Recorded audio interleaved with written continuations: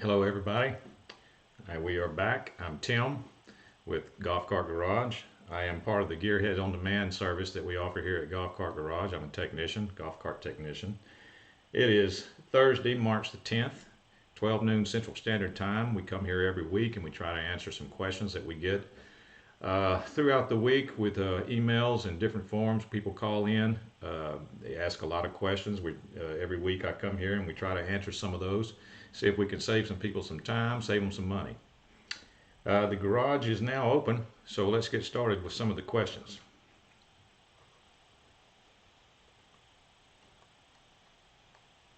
Question number one, this is from Dwayne U. Club car serial number CE0533, being told by the owner that the electric cart is taking off very slowly. It is a distance from me, so I would not have a replacement part on hand. I would like to have a replacement part on hand if this is a common problem with a common fix. Would like to know the year of the cart and possible parts needed. Well, let's see here. According to your serial number, it's a 2005. All right, now, when you say it's taking off slowly, in 2005 you could have one of two different types of electrical systems. It could be one of two different types of body style. You could, in club car, it could be either a DS body style or precedent. It could be a series wound electrical system, or it could be a shunt wound electrical system. Now, taking off slowly would probably be the same thing in both electrical systems. It's either going to be batteries. You might have a battery this week, or an M core. You know, it's going because both of those body styles and electrical systems are going to use an M core, which is one of the devices in your cart that's directly responsible for your acceleration. So it could be either one of those. We might need to talk about it more. I'd have a lot more questions, so you might be interested in setting up a call with me at Gearheads on Demand. That's this at golfcartgarage.com. You can click the link in the description also to set up a call with me, and we can talk about it further. Let's see. Number two, I have a 2014 Club Car Precedent. If I keep my charger connected 5 straight days, then disconnect and go and play golf, will my batteries be at full charge or a lesser storage charge? How do I make sure I start playing with a full charge? I have a Delta Technologies charger for a Club Car 48. Well, in 2014, that is the year that they stopped using the onboard computer. So my first question would be, does your car have an onboard computer or not? I don't think it does, since you said that you have that Delta Technologies charger. So, because if you did have an onboard computer, your car, as long as the electricity was not interrupted when you left, it would come back on after 14 days. Now, not 5 like you said. It wouldn't come back on. It would charge your car, shut off, and not come back on after 5. It'd come back on after 14 and recharge your car. Now, you're going to need to find out if your Delta charger that you're using does that same thing or something similar. If it doesn't, it most likely just shuts off and stays off. You know, it could do that. It might not be any type of reoccurring charge or any type of trickle charge. So you need to find out the particulars on your particular charger. What is the charging profile of that particular charger? Also, if it turns out it does not come back on in 5 days, or it's not going to help you, like, you know, your situation, you may consider calling us for a Summit 2 charger from Leicester. It's a good charger that does have a storage mode function that will keep your batteries fully charged with long extended periods of non-use. So you might want to consider that. So let's go to number 3. I have a 2006 Club Car Villager 6 with an OEM GE D3077 3.5 horsepower, 36/4.7 horsepower, 48 volt series wound motor. The cart is lifted with 22 tires and the top speed is 19 or 20. It's fine, but the torque is really struggling when you have 6 people on the cart. I'd like to upgrade the controller, but I'm not sure what size controller to get that will improve the torque without burning up the motor. It currently has a 300 amp OEM Curtis controller. I'm not sure if a 400 amp or 500 controller would be a better choice. Car is only used around the neighborhood and for camping, and I'm in Florida, so I don't deal with hills that much. Thanks, Jack. All right, well, this gives us an opportunity to talk about one thing that is a reoccurring question that comes up. You could have your car the way it is with the stock controller, and you could just put the biggest controller ever. You could put a 600 amp in there, and you probably wouldn't even be able to tell the difference. And by the way, it wouldn't hurt a thing. Wouldn't hurt a thing. You could put as big a controller as you can afford, and it wouldn't hurt a thing. Then the reason is because that controller does not push amps to your motor. Your motor pulls amps from that controller. So your motor's only going to use the amount of amps that it needs in order to get the job done. So therefore, when you're upgrading your car, you should get as big a controller as you can afford. And then if you still need to do something else, if it's still not enough, then you upgrade your motor to a more powerful motor, and your amps, your available amps for that more powerful motor would be already in your car. Anytime I talk to somebody who's thinking of upgrading their car and they can't afford to do it all at once, which would be motor, controller, solenoid, I always tell them to start with the controller first. Do the controller first, because that's where all your amps are going to be available. Your car's not necessarily going to use those amps, but they're available. So that's what you should do. Put as big a controller as you can. You might be pushing the envelope on your little 300 amp. I don't know if you are or not, but I'd put as big. I have my personal car's got a 500 in it. I don't carry around 6 people, so at least get the 500. It would be my recommendation.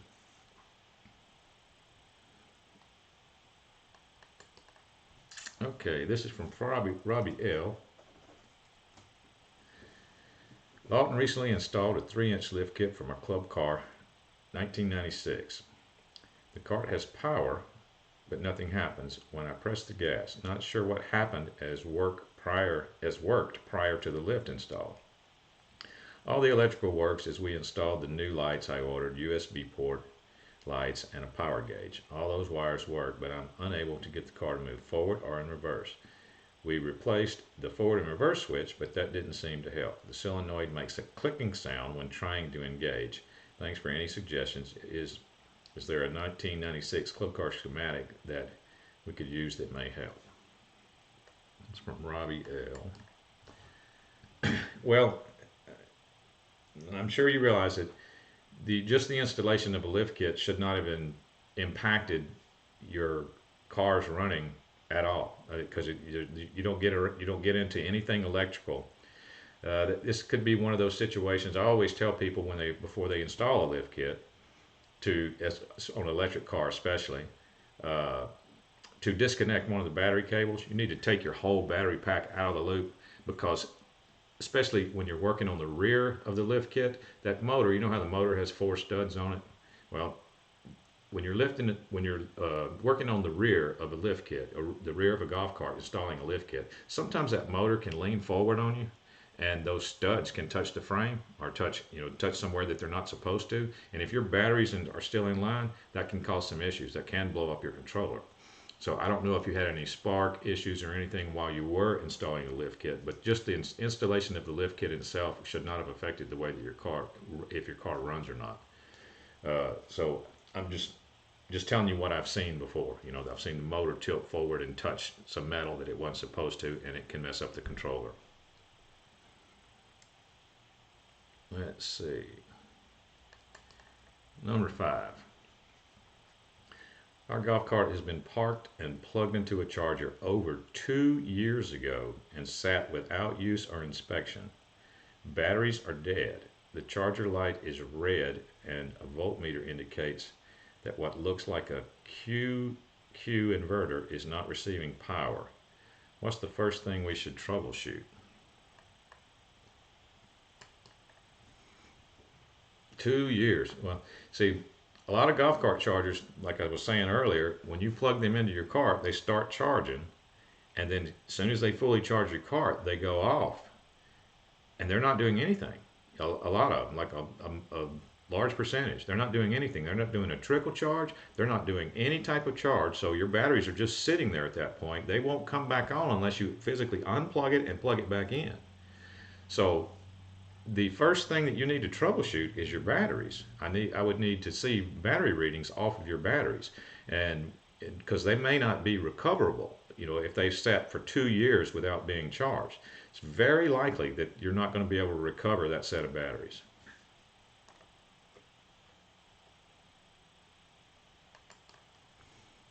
Okay, this is number 6.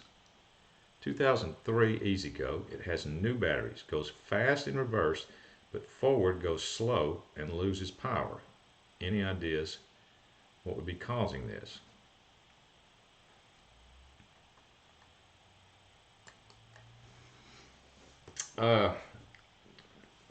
Well, my first question would be, does your car have in 2003, it could have a run tow switch under the seat, a tow maintenance switch that would tell me what electrical system it has in it, or if it doesn't have a run tow switch, I would know what the other electrical system is.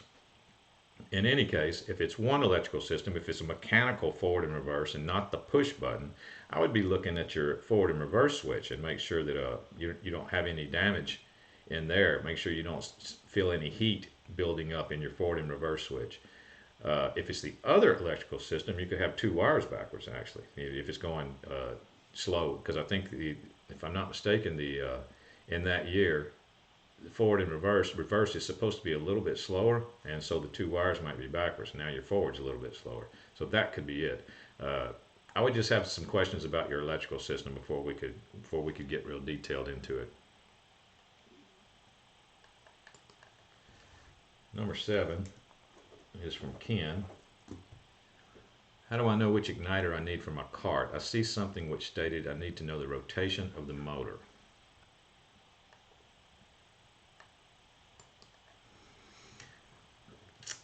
Don't think you need to know the rotation of the motor for an igniter.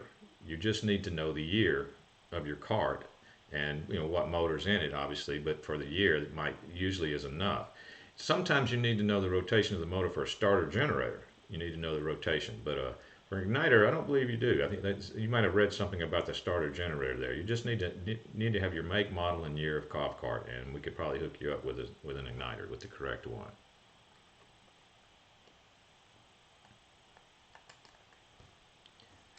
All right. This is number 8 from Jason H. I seem to be having an electrical issue with my Yamaha G16. The battery is charged. I get power to the key switch. I get no activity when pressing to the gas pedal. I have checked and validated the pedal switch as well. I am thinking perhaps it is a solenoid or something, but unsure how to pinpoint the issue. The cart was running fine, then just stopped in the middle of the road. Well, I remember speaking with Jason this week on this question, and we determined that he needed to go back and revalidate his pedal switch, and also we spoke about how to bypass that switch. On a Yamaha, it's very easy to remove that switch, and it's a common replaced part. It's that pedal switch. It's just an on-off switch. We determined this because his solenoid was not getting activation power. On your solenoid, you got 2 big posts, and then you got 2 small posts with 2 small wires going to it. The 2 small posts are the activation coil of the solenoid. Those need to receive full battery pack voltage. In this case, this is a gas car, so full battery pack voltage is 12 volts in order for the solenoid to activate and spin the starter over. So when he was pressing his pedal, he wasn't getting any voltage to the 2 small posts on the solenoid. So that tells me that either that stop switch is bad, or the wires leading up to the solenoid are bad. He's got a break in the wires, or maybe the plug itself. So we talked about a way to bypass it with a paper clip. You can test and verify that switch is actually bad.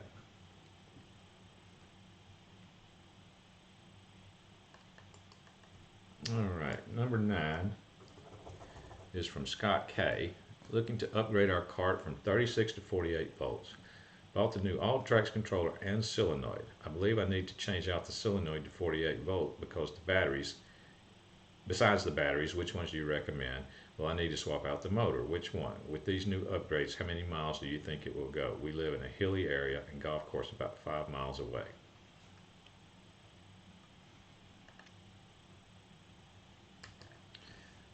Well, Scott, when you do a 36 to 48 volt upgrade, Well, first of all, how old is your car? Is it a controller car? It is, because you said you bought the controller. That's right. You bought an Altrax controller. Okay. Because I wouldn't recommend doing a 36 to 48 volt upgrade if your car was a resistor car, like the older ones, unless you were ready to completely rip out everything and start from scratch. If you're already a controller car and you wanted to upgrade to 48 volts, then, as you know, you need to change the controller, which you did. It is recommended by Altrax to change the solenoid. Altrax wants you to go with a heavier duty solenoid, and it is also recommended. You got to change your batteries too. Now, as far as the 36 volt motor goes, it will handle the 48 volt upgrade, but it's like the only expensive electrical component in your golf cart that will handle the 48 volts. Your controller would not, if you wouldn't have changed to an Altrax. Your solenoid won't unless you hook it up right. And we'll talk about that in a second. And obviously you're going to have 48 volts worth of batteries in there, so you're going to have to change your charger. You've got to have some type of system in place to charge your golf cart, because your 36 volt charger is not going to work anymore. Now, as far as your 48 volt solenoid question goes, you do need to make it easy. The easiest way to do it, yes, is change to a 48 volt solenoid, but wire it exactly the same way your 36 volt was. Okay. Now, depending on what battery pack you have, you could have stayed with a 36 and wired it to activate on 36 only, but your car still be 48 volts, but that gets a little complicated there. So in your case, the easiest way to do it would be to switch to a 48 volt solenoid and wire it exactly the same way as your other solenoid was wired. And that would, and plus Altrax recommends that anyway. So they would be good to go. Let's see. Number 10, this is from Bruce. Yamaha G22 gas jerks and belts squeal when taking off and jerks at low speed.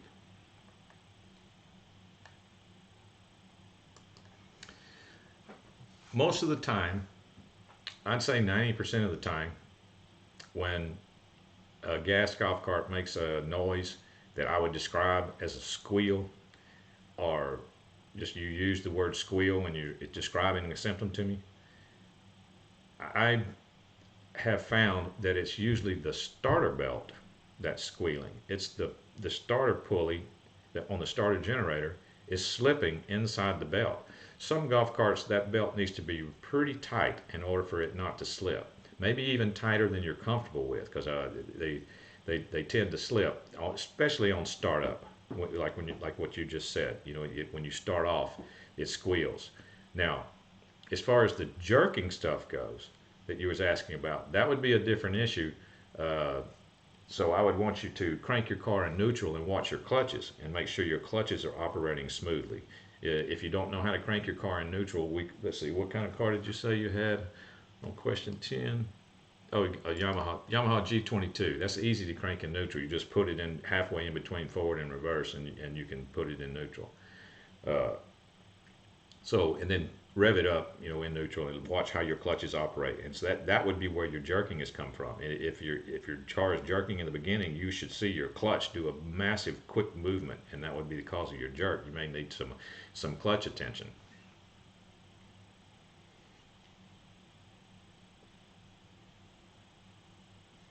Okay, let's see. Number 11 is from Darren P.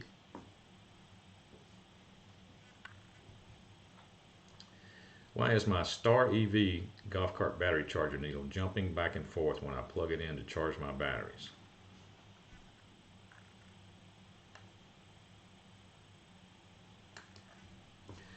Well, you are most likely it's sensing a fault somewhere, and not really sure what you mean by jumping back and forth on a Star, but it's definitely sensing a fault. So the easiest thing to do in those situations is you need to eliminate your charger first. You can just completely eliminate your charger as being the issue by, you're going to have to find another Star cart, plug it into there, see if it does the same thing. That way you can eliminate that out of the equation. Then you'll know it's something wrong with your cart, and then I'm going to ask you about battery readings and to see what that charger is seeing. If your charger works fine on another Star EV, then we're going to go to your cart and check your batteries. It's probably going to be something right there. Let's see. Number 12. I have a 2003 Club Car electric golf cart, and the fuse located on the silver box that says DC, the red wire holds to the fuse, is hooked to the positive side of the battery. The fuse keeps blowing and can't figure out why. Silver box. Fuse is hooked to the positive side. Okay. If you're talking about the big fuse, it's about 1 inch long, and it's right on top of the charging receptacle. Like if you open the seat and you look at the back side of the charging receptacle, there's a fuse on top. It's about 1 inch long. That's a big fuse. I've actually never seen that fuse blow before. I've seen the little small fuse blow, the one in the yellow container, but I've never seen that big one blow before. So that would tell me that you got something really wrong there. You either have something that's completely broken, or you could be your batteries are completely dead, and it's just not allowing your. It could be something could be wired wrong. Could be the OBC, or maybe your charger transformer is out, or something like that. Because that fuse is a big fuse, and it takes a lot to blow that. So I would be really concerned. So we'd have to start with your battery situation, and we'd go from there.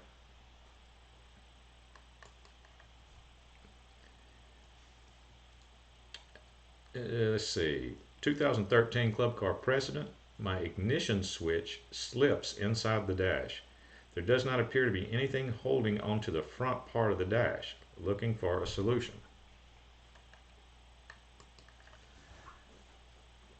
Well, I can tell you this. Most golf cart key switches, they're very simple on-off switches, and they come in through the dash from the back, and then there's some type of nut that screws on that holds it into the dash. So it sounds like that you've lost the nut. Like some of the key switches are plastic, and the nut's plastic nut.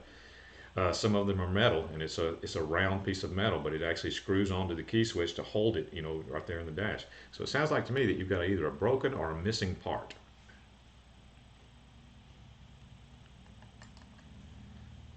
All right. Number 14 says, I have an EZGO gas golf cart. Is it a 12 or a 24 volt system? The battery went dead. I put a good 12 volt battery in it and nothing works.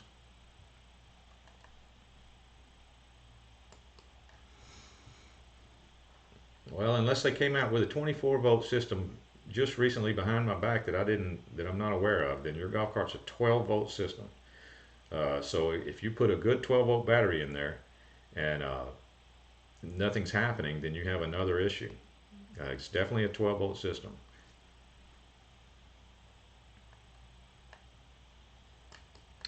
Number 15. Hello, on my Delta QSC 48 charger, I have a burnt ground wire. Is this what's causing it not to operate?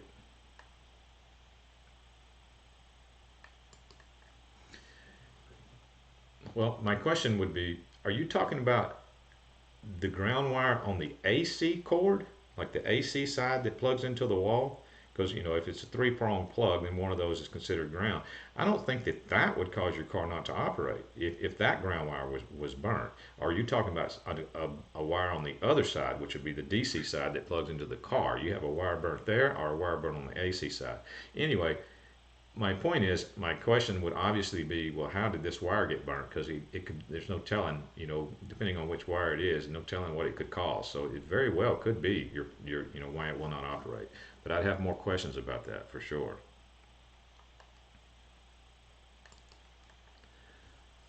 All right, number 16. I have a gas club car, new engine, rebuilt suspension, and new 10-inch wheels and tires. It worked fine. Then now it won't do anything when I press the gas. What parts do I need? It's an older style club car, but totally rebuilt. When I press on the pedal with the key on, nothing happens. What do I check? I think we talked about this earlier in this video with another question. You're going to need to check and see if you're getting voltage at the small post of the solenoid when you press the gas pedal. Key on, in forward. Press the gas pedal, have your voltmeter leads on the small post. One voltmeter lead on one small post, other voltmeter lead on the other small post. Have your voltmeter on like the 20 volt scale. Press the gas pedal. you should get full battery pack voltage at those two terminals. If you don't, the solenoid's never going to click and the starter generator is never going to turn over. So, but if you do and the solenoid is not clicking, then it's a bad solenoid. So that could be your issue there. But if you don't, you're going to have to back up. Then we're probably going to go all the way back to the pedal switch, the pedal stop switch, and we're going to verify whether or not that's working or not. And then we'll go from there. All right, number 17 is from Gary. I have a Columbia park car. When I parked it for the winter, it was fine, but now it will not go in the forward or reverse. I can hear the relay energized, but nothing happens. All batteries are fully charged. I use a battery tester and all check good. Checked each battery separately. All were in the range of 6.3 to 8.8 overall. Readings of 51.1 volts. Reverse horn will sound in reverse.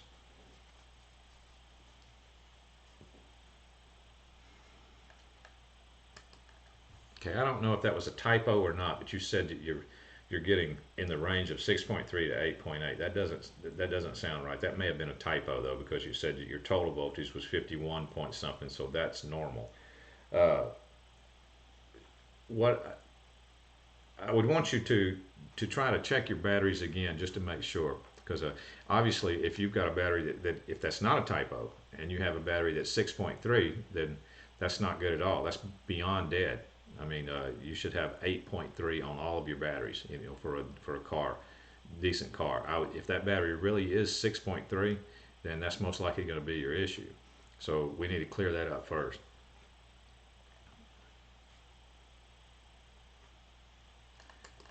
See, number 18 from Judd. I have a 2020 Club Car Onward 4 front-facing seat cart. It is long and referred to as stretched. The throttle cable sheared off at the pedal and I need a replacement. Our local dealer has not been able to provide. Do you have access to this item?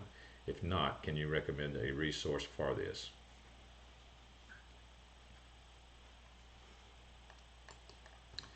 I looked at our site. That's a relatively new car, still a relatively new car on the market, the forward-facing seats like that. That is going to probably be an item that you may have to go through Club Car for at this time. I couldn't find it exactly one that you needed. You may have to end up going through Club Car. I don't know if your local dealer was a Club Car dealer or not, or if they were just a golf cart dealer. But you may have to find an actual Club Car dealer that can order that part OEM for now.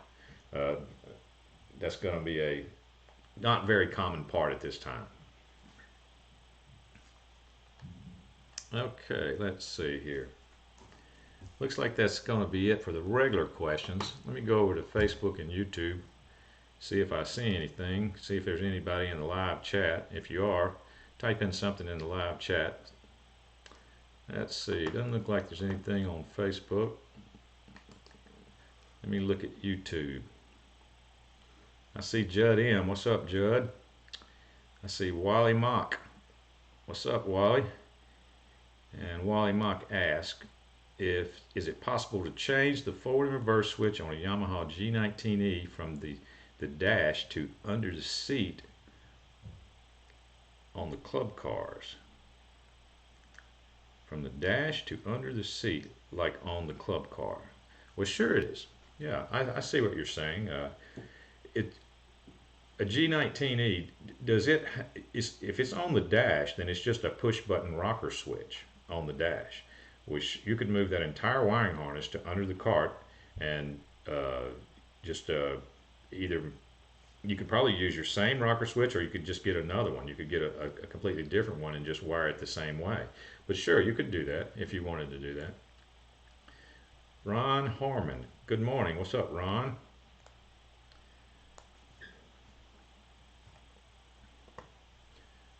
Let's see.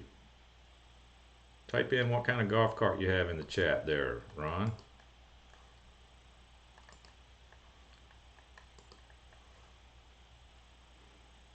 Well, I'll come back to that. Let me,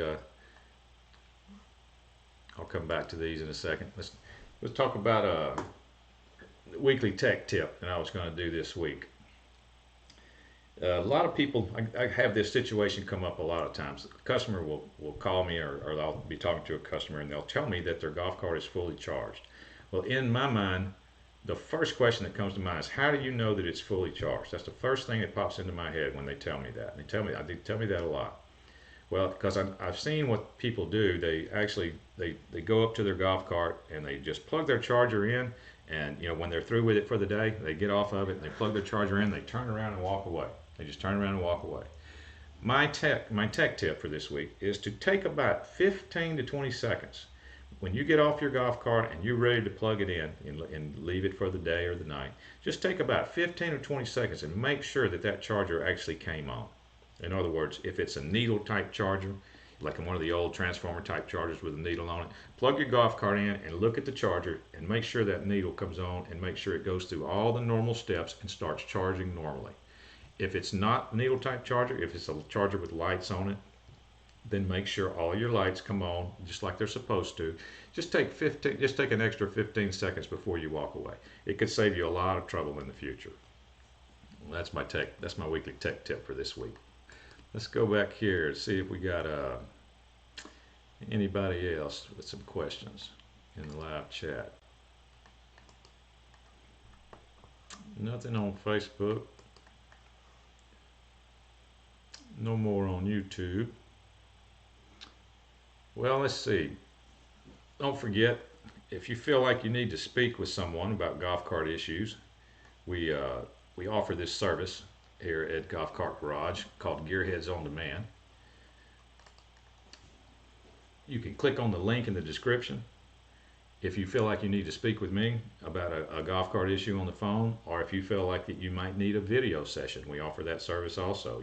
We can have a video session where you will sign up for the video session, and what I'll do is I'll end up sending you a link to your smartphone, and you'll receive it at the time you specified, and all you do is you click the link, and then I can see through your camera and I can see whatever you're pointing at. If you think it's something I need to see, or if I think it's something I need to see, I may change the phone call to a video call too. So that's just something to be aware of. Click on the link in the description. The link in the description will take you to the page that has this logo on it. And on that page, you'll be able to schedule your either phone call or your video session with me. Also, don't remember to check out Extreme Golf Cart Makeover Season 2.